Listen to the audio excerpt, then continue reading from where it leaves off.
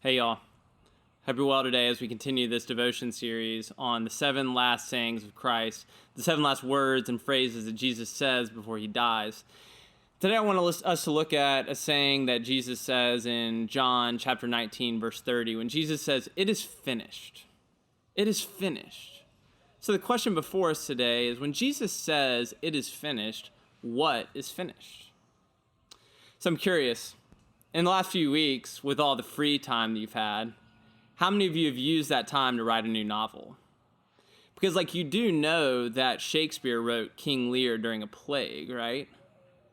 And how many of you have used all the time to reorganize every closet and kitchen, your bathroom, all the rooms in your house? Because you do know that you'll never have more time to do household chores and makeovers than you have right now, right?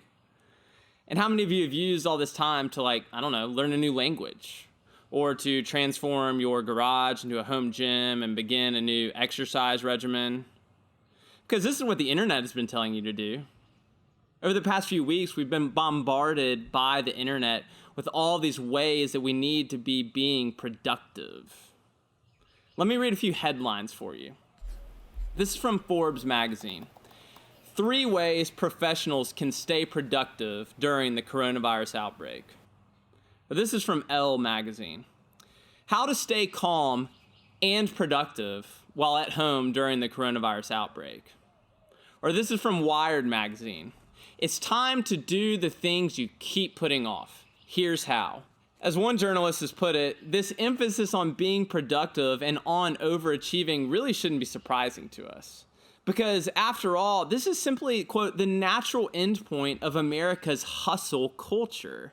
The idea that every nanosecond of our lives must be commodified and must point toward profit and self-improvement.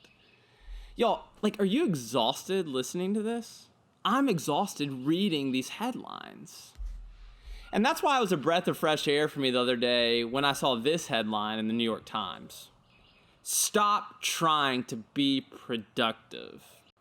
And the point of the article was that, all of us have enough on our plates already right now. All of us have enough on our plates, just trying to care for our children and put food on the table, all the while being anxious about the economy and about our job security and about our physical safety.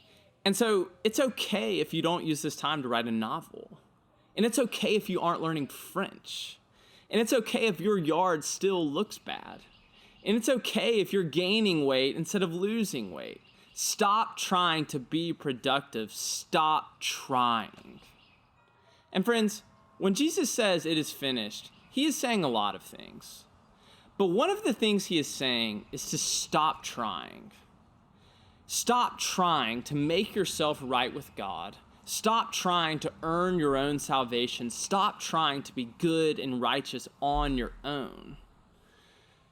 Friends, Jesus himself says in the Gospels that the perfect person is the one who loves God and the one who loves their neighbor with all their heart, mind, soul, and strength. And so when Jesus gets to the cross, he is able to yell out to the crowd and say to the world and say to us, I have done this. I've done that. For 33 years, I've always done the Father's will, and for 33 years, I have always loved my neighbor to the fullest, no matter who they were, rich or poor, like me, unlike me. I've been righteous, and now the work of salvation is finished. It's complete. It's over. So now what does that mean for you? Well, here's what it means. What it means for you is that now you get to go back to the laundry, and you get to go back to the dirty dishes, and you get to go back to your crying kids, and you get to go back to what once was your kitchen table and is now your desk, and you can be free. You're now free to do the things that really matter, the only things that matter, loving God and loving those he has put in your midst. And doing all of this knowing that you are loved, you are forgiven, you are clean, and you are counted as righteous in God's sight. It is finished. The work of salvation is finished.